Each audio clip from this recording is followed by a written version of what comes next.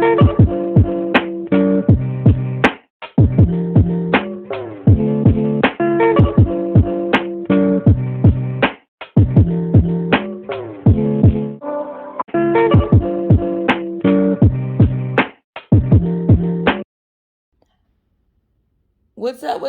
up, my chatterboxes?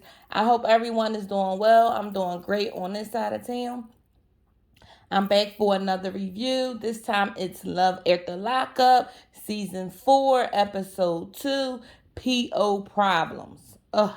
So it opens up with Indy and her boo. And let's just say his first night out wasn't that great. So his family had prepared for him to come home and eat a nice meal with them, you know, get back reacquainted. Indy goes and get him. He like, look, I want to go to the only thing I've been thinking about is chicken and fries. I want to go and get me something to eat. So him and Indy went and got some fast food. And he promised his friends in the halfway house, or his so-called friends in the halfway house, that he would bring them back some burgers. Then I'm saying to myself, well, did you get money? Did they release your money from your books or whatever when you came out of jail, or is Indy fronting these burgers? Because I'm not buying these people no damn going burgers out of my money. Bad enough I gotta buy you a chicken platter. Come on now, come on. You starting out on the wrong foot, in my opinion. So, so he was saying how, he didn't want the food that his, mom and sister was preparing for him. He was like, he should have the opportunity to pick what he want. No one gave him any say so. He was like, basically, from what he said his family hasn't been there for him the whole time he was in prison. A lot of things took place that he kind of blamed them for, like his upbringing, like they wasn't there for him. He has a lot of anger issues. So when his sister, I guess it was his sister or someone in the family had called them saying, it's 2 o'clock in the morning, where you at? So she yelling back and forth at him on the phone. He's getting a little aggravated. That particular person left. So when he came back to his sister's house, she was pissed off. She was like, basically his friends are the one who got him in the situation that he was in. Now he was talking to the producers and he's saying, look, they wasn't there for me in the beginning. I don't know why they trying to be here for me now. His sister made a good point. She was like, your family is the reason why you able to come to a house, comfortable house, because the house looked pretty nice. He is drinking already. I don't know if he got a report to like a PO or anything like that. I don't know what his restrictions are, but he's already drinking. That's not a good sign. He still have anger issues. He seemed like he's selfish. I understand that you might have wanted, to eat what you wanted to eat, but these people was nice enough to let you come to their home and stay. They made you a welcome home dinner. You should at least said, that's not what I want. This is what I want. I've been craving it for so long. Maybe your mom would have fried you some goddamn chicken and some french fries. You understand what I'm saying? Like, communication is key here. And Indy just sitting there looking all dumb. But she did make a key point. She was like, we getting off to a bad start. And sometimes when you had a bad start, sometimes you finish bad too. Indy, my suggestion to you is get out while the fuck you still can. So now they move to Taylor and Chance. She's getting ready for his release. Apparently, I guess it happened like at last minute because the camera crew wasn't able to be there at the moment. She said she wasn't able to get the house together, for him. So maybe, he got released a day or two before, he originally was supposed to get released. So she's all getting herself ready, saying that how she want to look, good for him, perfect for him. I don't understand how these people saying they want to look so perfect when they teeth all mangled. I'm just saying, they could use a dental plan. A couple of these people could use a dental plan. That's all I got to say about that. So, she getting all ready. She was saying how the camera crew wasn't able to be there because, like I said, everything was like last minute. So she was recording everything on her cell phone. She finally get to the prison where she was waiting for him. And she seemed a little nervous because she said she just want everything to be perfect. She hopes that he feeling feeling her because she's definitely feeling him. She was saying how a lot of her friends and family thought she was making a bad choice by messing with somebody that was locked up, but she said once people get to know him, they'll realize that she chose the right person. To me, he seemed a little bit too controlling and possessive, in my opinion. But what you like is, what you like don't, make me crap or whatever. What you eat don't make me crap. So, hey, if you like it, I love it. So now we see Rick. He's shopping for Ray Dean. He's with his friend Ramona at the lingerie shop. And I'm like, we've seen this before with the episode with the guy from Chicago, the black dude. He was going out with the girl and they went to that boutique and he spent all that money. I forgot the name. I'm like, and then they take their female friend. I'm like, y'all know where the bargain shop. Why would y'all let him go to these expensive stores to spend all this money for a chick they don't know and a chick that just getting out of jail? Like, if you don't take his ass to Walmart and get him some panties or a Target, like, you tripping. Anyway, they in his lingerie shop getting like some really nice little lingerie. I mean, the store, the store had a lot of nice options. I will say that. So he reveals to us that he think Ramona has like a little crush on him, or whatnot. Well, Ramona seemed cool. She said the first impression that she had of Ray what the fuck is her name? Ray some shit. She said that she thought that she was trashy. So I'm like, oh, it's gonna be some cattiness here between the women. So, they were talking. He was there to get five items, like for five underwear, panties, bras. He wants some of them to be practical because she is going to the halfway house, which is understandable. They don't want to, don't want to get all this fancy shit for the halfway house. So while they're in the lingerie shop shopping, he gets a phone call. So it's his girlfriend. She's on the phone. And they talking about crotchless panties and hotels. Well, when she found out that Ramona was there, she was pissed off. She was like, "Well, do you think that that's not weird that you shopping for me with another woman?" He was like, "No, it makes me look less weird, in this shop." And I got what he was saying. Like, I understand her point of view, but like, okay, it is kind of but good if a woman is there with you. You know what I'm saying? Like, you don't look like a creepy old guy, shopping, for you know inmate to get out of jail. Like, come on. It lessened the creep factor, in my opinion. So she was saying, well, I'm just going to let you know, Mia, Ramona is going to bump heads. It's just going to be natural. And I just need you to understand that. Two women, being in the same house. I'm so used to being in here with these women, and it's just going to be some issues. I'm just forewarning you. He was like, oh, okay, I understand. It's going to be all right. Now, he's under the impression that everything is going to be fine. He said she don't have anything to worry about when it comes to Ramona. We shall see, because Ramona seemed like she not going to back down from her either. Now we get to the register. We see the total. Total is 7 and some change. So the producer asked him, well, are you able to afford that? He was like, well, I'm not rich by any means. He was like, I'm comfortable, but I'm not rich. He was like, heck no, I can't afford that. Like, I'm like, maybe you should have put some of that back.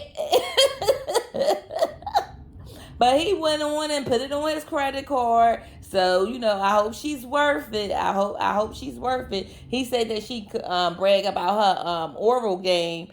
I hope she's gonna be giving out a couple chewies. I hope she can pay back in some kind of way, because that was a lot of money to be spending on somebody that you have never been with. I'm sorry, it just was. So now we see Kayla. She's waiting for Martell to get out of prison.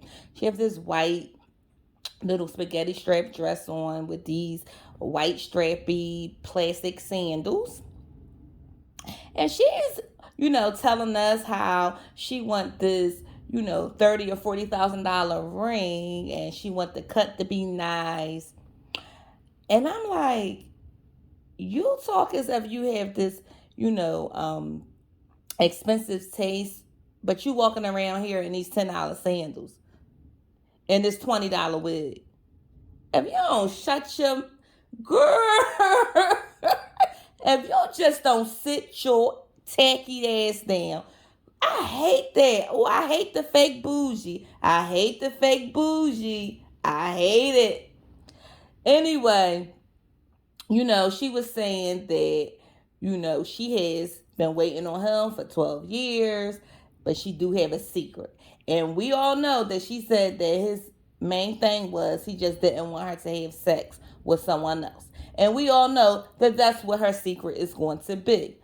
But he just gonna have to get over it. Who the hell do you think you are that you can sit up there and say to her, you know, I don't want you to have sex because you're locked up. That's not really that's not really realistic. You know what I'm saying? And if you do decide that you don't want to deal with her based on that, then you just wasn't the man for her anyway, because you was asking, you were being selfish in that moment. You understand what I'm saying? So listen, whatever.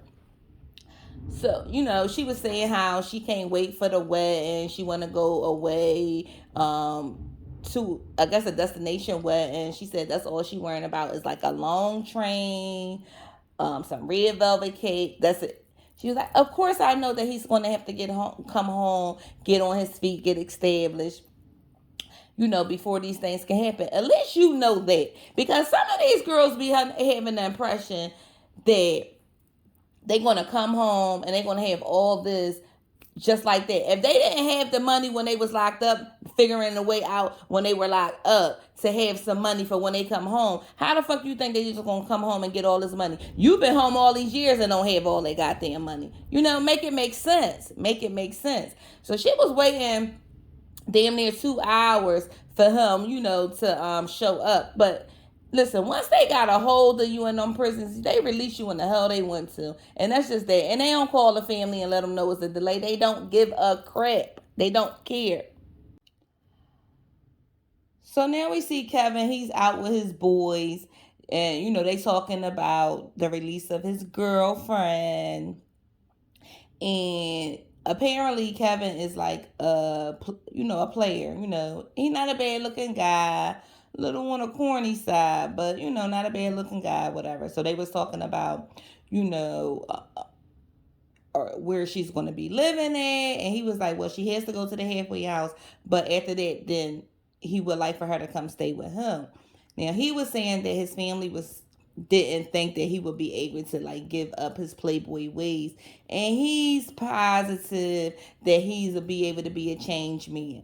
I really don't know, because he's still messing with the daggone ex crazy girlfriend, which she looked kind of crazy. Episode 1, she's still crazy, but she a nice looking girl. She's a nice looking girl. She just batshit crazy. He got his daggone hands full with that. Even his homeboys was like, listen, you thought you was, had something with that one, and she was crazy, popping out on you, doing, crazy stuff. He not done with that. And like she was saying, they have some kind of like, good sexual connection, and she really not trying to let him go. And her ass then popped up on him at the boys gathering, thinking she was going, see something. They looking like, oh man. So I don't know how this going pan out for him, because his girlfriend is in jail. She's, been in jail for like drugs. And I guess she like was a drug carrier, drug dealer, drug user. So his friends was asking him, well, do you think she looked the same? He was like, because there's only going to be 2 ways that people look when they go to jail, come out of jail. They either look better when they come out, or they hit. It's no in between. And he right about that, because some people be looking like they just stepped out of the cover of Vogue, and then some people look like they been on the street all they goddamn life. You know what I'm saying? So he was like, well, she gained a little weight or whatever. He was like, but I'm gonna put her on this Kevin diet and she gonna be fine. So the friend was like, oh, y'all gonna be having sex all day, all night, because that's what the Kevin diet is. Well, whatever he needs to do to get her how he want her and how she want herself. Let's not, she might like her little extra weight. So if she's comfortable with it, then she's, able to say it the way that she's comfortable. If not, you get on your little Kevin diet and make it do what it do, baby. I'm just playing around. So anyway, that was really all to the scene for right now. Now we back to Indy, Harry, and the drama that's going on there. So the sister is pissed. Now you know what? I'm a little taken aback about the use of the N word by non-black people, because Harry said it once, and then his sister said it when she said she's about to slap this little. Y'all gonna have to stop being comfortable with using that goddamn word. I don't know who y'all around or why y'all think that it's okay for y'all to use it, but you ain't black, okay? I don't care if you're Afro-Latino, I don't care what it is. You ain't black. Stop using it, okay? You're too damn comfortable. Too damn comfortable. Okay, well, let me get off my little soapbox, but y'all know what I mean. Come on now. It was a little too much of that being used for my liking. So, Indy is upset because, like she said, I'm not used to the dysfunction between, the family, the siblings, or the fighting. She's with a tight-knit family. She done moved her and her fucking daughter, uprooted her and her daughter life from where she come from to there to come in this dysfunction. And Harry, you knew that your family was dysfunctional. You knew what could have happened. So I don't even know why you wanted her to come there to be a part of all that. His sister pissed off at him. He's not willing to budge. Indy is telling him he just need to apologize. He's saying he's not apologizing because he didn't do anything wrong. And then they pulling the baby girl out of the bed in the middle of the night to take her to some hotel that India can't afford. He making these decisions based on her pocket. He don't have any goddamn money. She in the car crying. He's telling her, don't do that. I love you. Don't do that, whatever. But in the confessional, he's saying he love her. She's his world, but they just come from two different lives. Absolutely fucking right. Indian, run before it is too late. Run. Your bank account is about to be depleted. The relationship is going nowhere. He has anger issues and he is selfish as all fuck, okay? If you want to get you a little piece that night or whatever, but after that, send him to the streets. So we back with Taylor and Chance. Chance finally gets out. And, he looks different than the pictures that we were seeing in jail. But, he's older and not too bad for, a heavy ex-drug user. So, they kissing. She asked him to see the tattoo that he got of her. He can talk about, well, I got to shave it because you grew a beard. So they were talking, and he just went down memory lane into telling us that he was in jail for 8 years due to him robbing a bank. He said he was high on Xanax. He said he used to get high on Xanax, Oxy, cocaine. You name it, he was getting high on it. He said, and he, surprised that he's actually here today to tell the story, because it was a lot of times that he was alone in bad shape, but he made it through. Now, Taylor is his saving grace, so he says, and he actually broke down in little tears, saying how, he's happy to have her in his life, like she mean the world to him. And you know what? We're going to take this one day at a time with this show, because you already know from the history of the show how things work out. But I will say that I do like them together. They seem like a cute, genuine couple. Now, he seemed a little bit controlling, so we got to, don't call me out on this, because I got to see a little bit more of his interaction and how controlling he really is, because I might have a different, something different to say about it if he, turn out to be that way. So they, about to pull off, the damn car don't start. I'm like, you got all this dust on your dashboard, because I could see it. I don't know if everybody else caught it, but I caught it. Now the goddamn car don't fucking start. Did you have your lights on, or your, without fully turning your car on? What's going on? I mean, I don't know. So they got to jump. She was like, well, it was a good thing that he was laughing and, happy about it. She was like, because if he can't do most of our roast, or, tough moments like this, then we can both get through it. And, that is good that he was laughing about it. He said, listen, can't nothing spoil you his day. He happy. He been waiting, seemed like a lifetime, but it's only been a year for Taylor and to be released. He said he's happy and nothing, stopping his flow today. Listen, all is well. Y'all got your jump. Y'all about to roll out and do what y'all do. And all is well. I'm happy for him. Now we see Rick. He's in the house with Ramona. She's playing, a video game. He's getting her ready to meet up with Ray Dean's family because Ray Dean gets out tomorrow, which will be tomorrow, okay? So he goes to Ray Dean's father's house. He meets him at the door. He's in a wheelchair. Seemed like a pretty nice guy. He's there along with Ray Dean's stepmother. So, they were talking, and he's an ex addict. So is Rick. I didn't realize Rick was an ex addict. Rick said that his drug of choice was heroin, and he says nothing felt better, not even wrestling an alligator, not sex, not anything felt better than heroin. He was like, if anything feel that good, it's not good for you. So he said he was curled up for like 3 weeks trying to kick that habit, and he do not want to go back to that. So her father said that, she's clean and sober in jail, but coming home, that's a whole nother story. And he wants her to stay that way. So he dropped the bond that apparently Ray Dean been telling the father that she's going to come stay with him and his wife instead of going over Rick's house. And Rick's like, well, when does this happen? Because I'm making steps and plans for her to come with me. So the father said, well, I feel as though she need to be here with sober people so we could keep an eye on her. But Rick is sober too. But I guess even though Rick do from time to time have a drink, but he said he has like 6 drinks in 6 months. So that's like a drink a month. So the dad is just looking out for his baby girl, and I understand that. He don't want her, to backpedal. And I understand that because he said, when she came out before, her friend, introduced her to weed, and then they started, a whole ripple effect. So they didn't know that Rick actually had a female roommate, so they was a little taken back by that.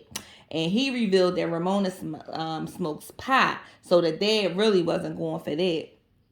So we will see. Like, I understand him looking out for him, but like Rick seemed like he was blindsided. So I feel like Rick and and Ray Dean had some things to talk about. Then the father told Rick when they was outside smoking that if you mess around with her, you won't have me to deal with. I'm looking like, Pop, what are you really, really going to do? What can you really do? But I guess you could pick up a shotgun, but come on. I guess men are still men at the end of the day, but you can't even stand up straight. No pun intended, but you can't. So we see Kevin and Kayla again. And Kevin first said she always do that popping up like she like a stage 5 clinger. Yo, I died laughing when he said that shit. So Kevin said that she friends with a lot of the bartenders in the area, so he think they the ones who tip her off when they see Kevin.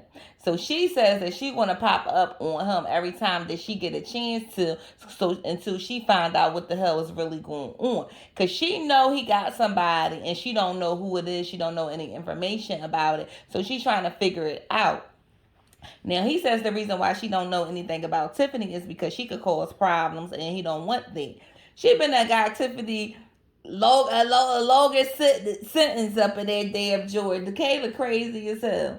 So she was saying like, well, if you like this girl so much, why you keep hiding her? And he was like, well, it's not that I'm hiding anybody, So she says that they just had sex on Sundays. Sundays is their day where they watch TV and, had sex all night, whatever like that. So, Kevin, it's not like she having these feelings and she just crazy for no reason. You're sending mixed signals. You coming. It's not like you just hitting and moving, leaving. You watch, you laid up, you watching movies. Y'all eat. Come on now, Kevin. Come on. Now, stop having sex with her and cut her off completely. Because this this shit not gonna end well for you, her, or Tiffany, okay? Because Kayla seemed like she is unstable and unhinged.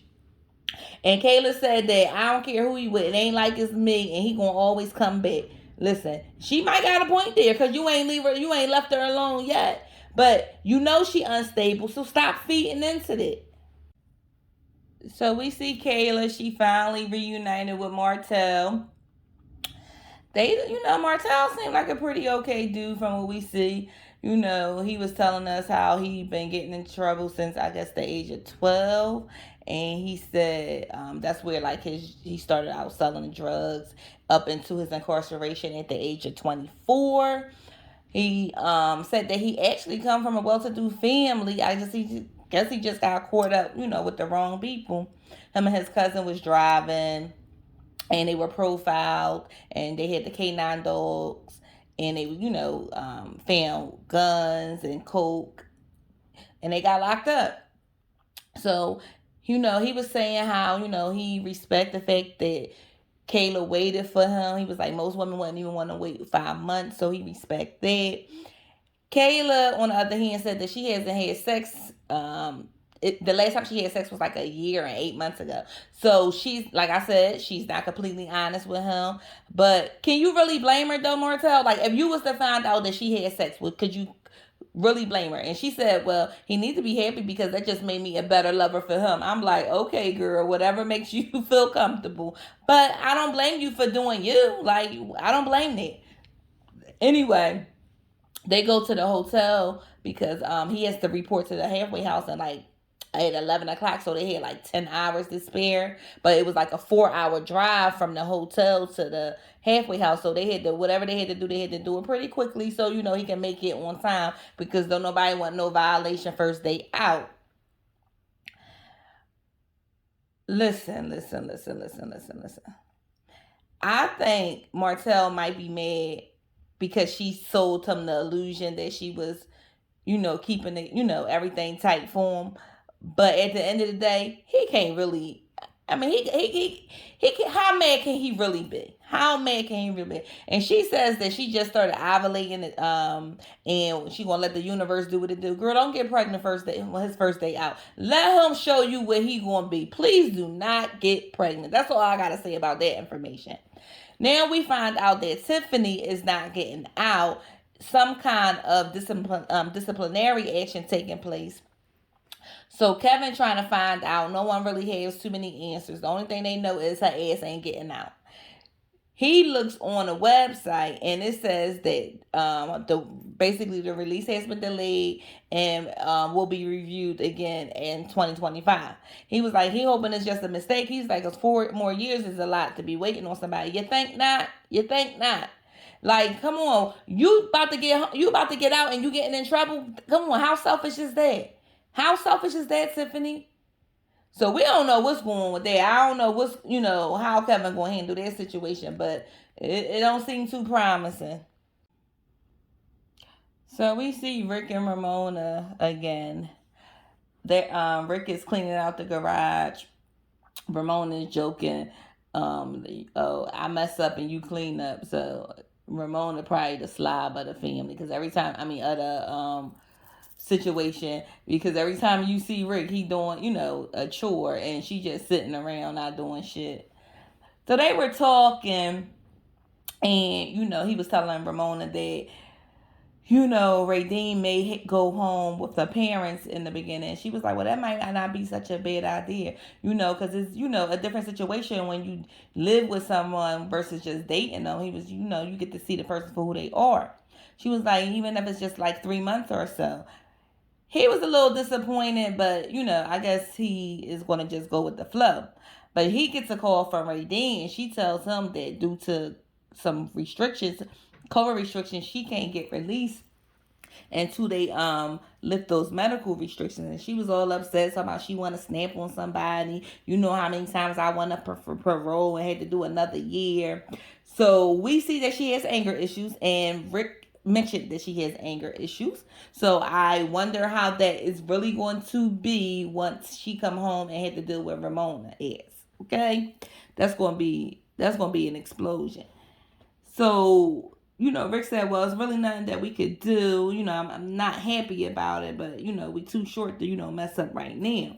So they hang up the phone. Rick get on his motorcycle, and he was like, he need, some time to himself. Looked like he wanted to cry. That grown man looked like he wanted to cry. He ready to jump that young girl bones, with his armpit stains and all. He just looked like a gross man, just wanting to, put his old greasy self, sweaty self on top of this young thing. But he gonna have to wait for all that.